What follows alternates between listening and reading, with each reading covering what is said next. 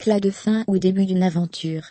La France saura mercredi après-midi à Londres si elle organisera en 2023 la deuxième Coupe du monde de rugby de son histoire, après avoir mené une intense campagne pour inverser les recommandations de World Rugby de l'attribuer à l'Afrique du Sud. Bernard Laporte l'a martelé, l'Hexagone, opposé à l'Irlande, et surtout à une Afrique du Sud qui bénéficie du soutien de l'instance mondiale, a un besoin vital d'organiser de nouveau la grand-messe du ballon ovale, après 2007, pour redonner un coup de fouet au rugby français, par les recettes générées, et l'exposition induite. Alors que sa vitrine, le 15 de France, est en plein marasme sportif, et que le nombre de licenciés est en baisse, 16.500 en 2016 à 2017, dans un contexte général d'inquiétude croissante quant à la violence de ce sport. Il y a 10 ans, Laporte n'avait alors pas encore revêtu le costume de président de la Fédération française de rugby, FFR, mais s'apprêtait à troquer le survêtement de sélectionneur des Bleus pour embrasser une nouvelle,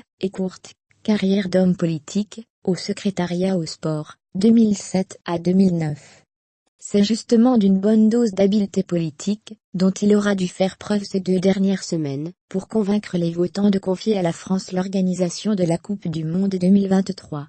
La candidature tricolore, lancée par la précédente direction fédérale et reprise, avec énergie en janvier dernier par Laporte et Claude Haché, directeur de France 2023, ne part en effet pas favorite.